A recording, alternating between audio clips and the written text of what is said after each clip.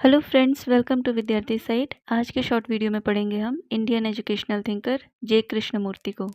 जे कृष्णमूर्ति का पूरा नाम है जिद्दू कृष्णमूर्ति। इनका जन्म 12 मई 1895 आंध्र प्रदेश में होता है और ये 14 वर्ष की आयु में थियोसोफिकल सोसाइटी को ज्वाइन कर लेते हैं।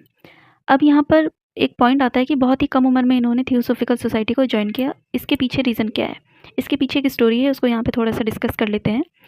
जे कृष्णमूर्ति यानी कि जिद्दू कृष्णमूर्ति, जब इनका जन्म होता है तो बहुत ही ये शारीरिक रूप से कमज़ोर होते हैं, फिजिकली अनडेवलप्ड होते हैं, जिस वजह से इनकी स्कूलिंग बहुत ही अच्छी नहीं हो पाती क्योंकि अक्सर कर ये बीमार पड़ते रहते हैं।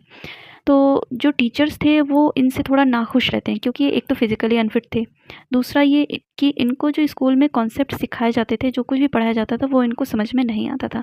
तो टीचर्स को लगा कि शायद ये फिज़िकली अनफिट हैं, मानसिक रूप से ये विकसित नहीं है, शायद इसी वजह से इनको जो है स्कूल में जो कुछ भी पढ़ाया जाता है वो इनको समझ में नहीं आता है। तो इनको जो है मेंटली रिटार्डेड घोषित करके स्कूल से निकाल दिया जाता है और यूँ कहें कि या फिर इन्होंने स्कूल छोड़ दिया था।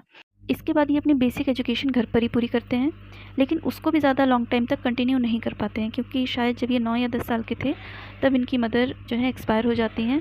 इसके बाद कुछ सालों के बाद इनके पिताजी जो हैं एक गवर्नमेंट डिपार्टमेंट में जॉब करते थे, वहाँ से वो रिटायरमेंट ले लेते हैं और कुछ टाइम के बाद इनको जो है थोड़ी आर्थिक तंगी का सामना करना पड़ता है। तो इस वजह से इस चीज़ को मैनेज करने के लिए इनके पिताजी थियोसोफिकल सोसाइटी को ज्वाइन कर लेते हैं।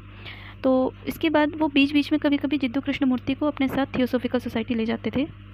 उस वक्त शायद इनकी उम्र 13 या 14 वर्ष थी जब ये एनी बेसेंट से मिलते हैं। जो एनी बेसेंट थी वो थियोसोफिकल सोसाइटी की प्रेसिडेंट थी और एनी बेसेंट इनको देख के, इनसे बातचीत करके बहुत ज़्यादा प्रभावित होती हैं और इनकी प्रतिभा को बहुत ज़्यादा वो पहचान पाती हैं। एनी बेसेंट इनसे इतना प्रभावित होती हैं कि इन्हें ये अडॉप्ट कर लेती हैं और अपने साथ इंग्लैंड ले जाती हैं, जहाँ पर इनकी पूरी स्कूलिंग होती है।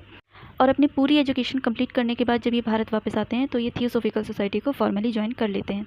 हालांकि 14 वर्ष की आयु में इन्होंने ज्वाइन तो कर ही लिया था क्योंकि एनी बेसेंट ने इनको अडॉप्ट कर लिया था, लेकिन इनको साथ में ले जाती हैं वो इंग्लैंड और इनकी पूरी स्कूलिंग, पूरी एजुकेशन वहीं पर होती है। तो इसके बाद जब वो भारत वापस आते हैं तब ये फॉर्मली यानी औपचारिक रूप में जो है थियोसोफिकल सोसाइटी के मेंबर बन जाते हैं। जिद्दू कृष्णमूर्ति एक बहुत ही प्रतिभाशाली यानी क्रिएटिव पर्सनैलिटी थे। ये एक बहुत अच्छे राइटर, फिलोसोफर, थिंकर और स्पीकर थे। इनका जो चर्चा करने का विषय था वो ज़्यादातर स्पिरिचुअल, साइकोलॉजिकल, फिलोसफिकल और सोशल इश्यूज़ पर ये चर्चा करते थे। क्योंकि ये एक प्रतिभाशाली व्यक्तित्व थे और प्रतिभाशाली बालक की जो पहचान होती है वो ये होती है कि बच्चा, मतलब जो प्रतिभाशाली बालक है वो कभी भी एक स्ट्रक्चर्ड और एक फ्रेम्ड एजुकेशन को अडेप्ट नहीं कर पाता है। फ्रेम्ड एजुकेशन का मतलब है कि किसी ने सेट कर दिया है और उस चीज़ को फॉलो करना, और क्रिएटिव बच्चे ऐसी चीज़ों को फॉलो नहीं कर पाते क्योंकि वो फॉलोअर नहीं है, वो कुछ नया क्रिएट करना चाहते हैं, कुछ नया इन्वेंट करना चाहते हैं।